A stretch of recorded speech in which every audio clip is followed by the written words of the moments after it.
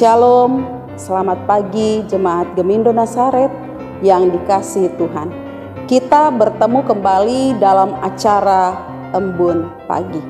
Saudara-saudara yang dikasihi Tuhan, hari ini kita jemaat Nazaret berhari ulang tahun yang ke-34 tahun. Sebagai persekutuan jemaat, kita mengucap syukur dalam hari ulang tahun yang ke-34. Dan dalam ucapan syukur di hari ulang tahun yang ke-34 dalam persekutuan kesaksian dan pelayanan di Jemaat Gemindo Nazaret, pagi ini kita dipandu oleh Pendeta Krise Gosal sebagai Wakil Sekretaris Umum Persekutuan Gereja-Gereja di Indonesia. Selamat ulang tahun.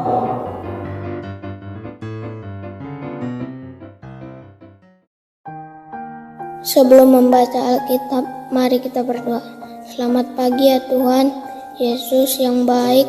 Terima kasih untuk pagi hari ini kami dapat bangun dengan semangat yang baru. Saat ini kami mau merenungkan firman-Mu. Berkati kami agar firman ini dapat menjadi kekuatan dalam hidup kami. Dalam nama Tuhan Yesus kami berdoa, amin. Salam sejahtera atas kita semua, khususnya bagi keluarga besar Jemaat Gemindo Nazaret Jakarta Utara. Selamat hari ulang tahun, selamat melayani, bersaksi, bersekutu, dan mengajar bagi umat dan bagi bangsa Indonesia. Saudara-saudaraku yang dikasihi dan diberkati Tuhan, jika kita merenungkan perjuangan panjang yang telah dilalui selama 34 tahun, mungkin ada reaksi sebagian jemaat. Kita udah 34 tahun ya, rasanya seperti baru kemarin ya jemaat kita berdiri.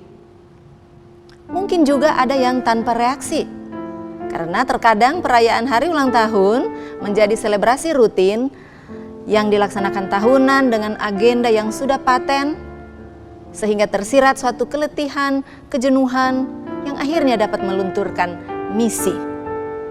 Nah, saudara terkasih, Embun Pagi kali ini kita merenungkan salah satu arti bergereja.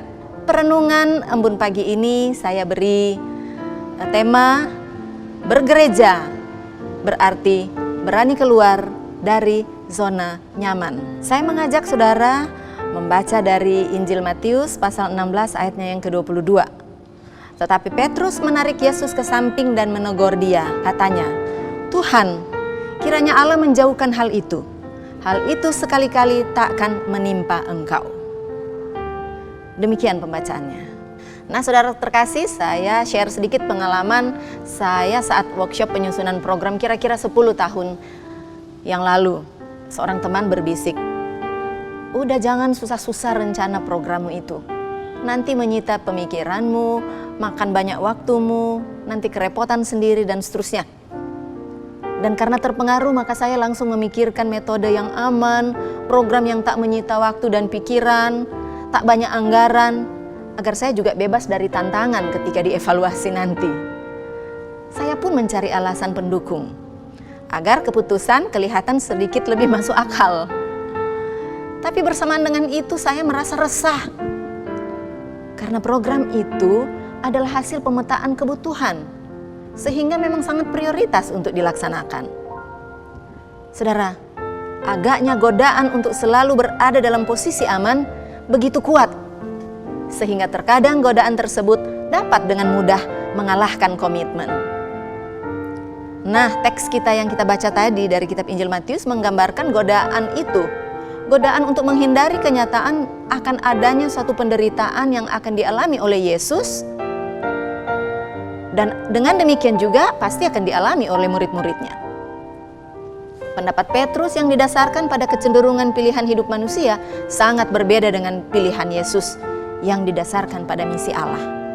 Bagi Petrus, tantangan itu masih bisa dinegosiasi dengan Allah, dan Yesus tak perlu susah-susah dapat tantangan menderita. Kedengarannya wajar dan kayaknya dapat dibenarkan ya. Jika seseorang melakukan haknya meminta sesuatu dari Allah, Petrus mengekspresikan keinsaniannya yang melihat Allah sebagai yang dapat dia atur, dapat dipaksa untuk mengabulkan keinginan manusia. Tapi bagi Yesus, pandangan Petrus itu disebut sebagai iblis dan sebagai batu sandungan. Bahkan Yesus menghardiknya karena bertindak dari pemikiran manusia dan bukan dari pemikiran Allah. Saudara, dalam kisah-kisah pelayanan Yesus memang semua hal yang menghalangi rencana kerja Allah dan semua yang mencoba serta menggoda kesetiaan seseorang kepada Allah akan disebut iblis. Nah, Yesus mengetahui kalau diri Petrus sedang dalam pengaruh iblis. Karenanya Yesus tidak membiarkan Petrus dimanfaatkan iblis. Mengapa Allah mau membiarkan anaknya jatuh dalam penderitaan dan kemudian dibunuh? Saudaraku, pandangan Petrus manusiawi. Dan sepertinya itu juga yang menjadi pandangan sebagian besar manusia. Yang secara logis memandang suatu nilai hidup tidak mungkin menderita apabila jadi Kristen. Tetapi akan selalu aman kalau jadi Kristen. Akan selalu sukses, makmur, dan jauh dari tantangan dan kesulitan hidup praksis setiap hari. Pandangan ini menjamur, saudaraku. Dan memang dia tumbuh sengaja dipelihara manusia, sengaja dipelihara orang Kristen, sebagai pandangan iman yang semu sebenarnya. Lalu bagaimana tanggapan Yesus tentang iman semu itu?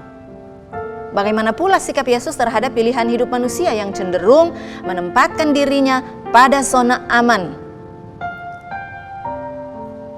Zona nyaman adalah suatu hal yang populer dan menjadi pilihan banyak orang untuk menghindari diri dari tantangan, kesulitan, persoalan hidup yang mengancamnya.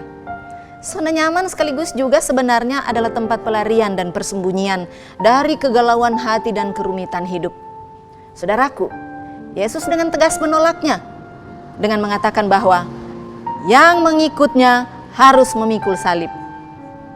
Ini bukan suatu sikap penyerahan pasif dan pasrah terhadap tantangan, tetapi bagi Yesus jika seseorang mengikut dia harus siap dengan berbagai risiko sebagai tantangan yang harus dihadapi, bukan dihindari atau ditiadakan.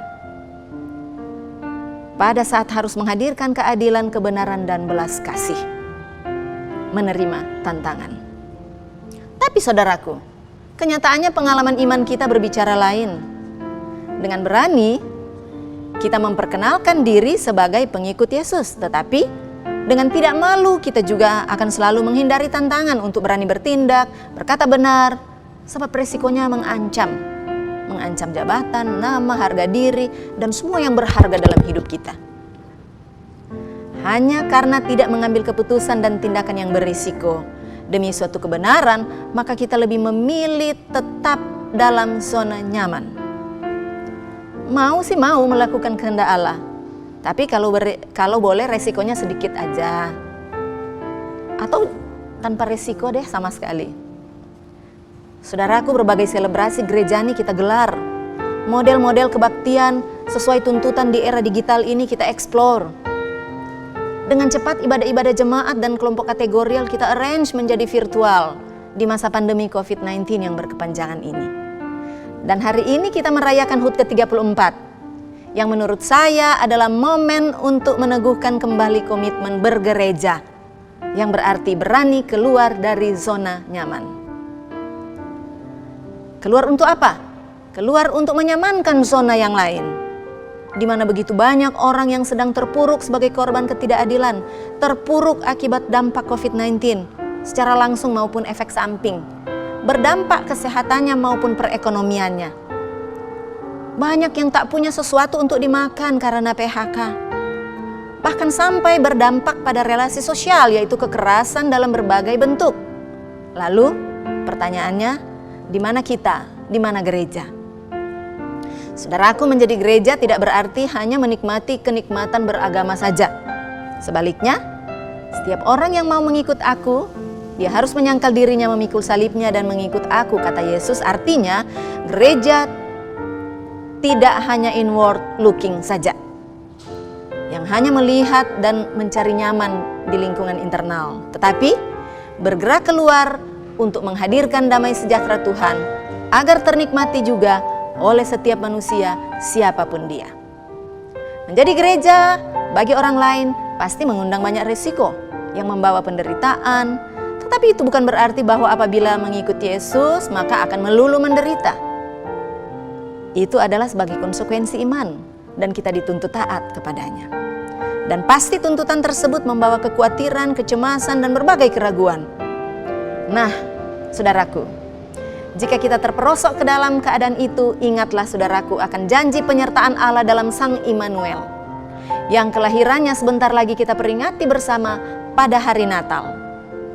Mother Teresa berbagi kebijakan dengan mengatakan, jika mengasihi sampai terasa menyakitkan, jangan takut, karena tidak akan terluka lagi, hanya lebih banyak cinta. Saudaraku terkasih, jadilah gereja yang berani keluar dari zona nyaman untuk menyamankan zona lainnya di sekitar kita di tanah air ini. Selamat merayakan hari ulang tahun, selamat menyongsong Natal Tuhan Yesus Kristus. Amin. Saudaraku, mari berdoa. Terpujilah Engkau Allah Tuhan kami dalam Yesus Kristus atas kesempatan indah yang Kau karuniakan bagi Jemaat Gemindo Nazaret yang berhari ulang tahun ke-34. Pelihara gerejamu, berkati jemaatmu, sertai dalam perjuangan menantang dan menerima segala tantangan akibat kehadiran sebagai gereja Tuhan.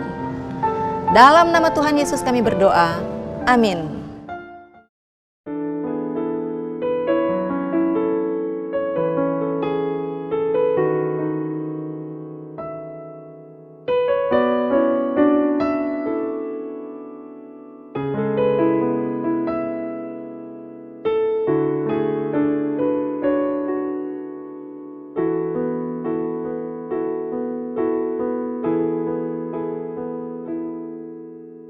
Yesuslah Tuhan yang layak ditinggikan, layak disembah oleh Gemindo Nazaret. Dengan berkat-Mu Kau telah nyatakan kuasa-Mu, genapi Tuhan firman-Mu atas gerejaku. Hatiku rindu melihat kemuliaan-Mu, hatiku rindu melihat curahan kuasa-Mu di gereja tercinta Gemindo Nazaret. Ku berdoa untuk Nazaret, bagi kemuliaan-Mu untuk Nazaret, bagi kemuliaan-Mu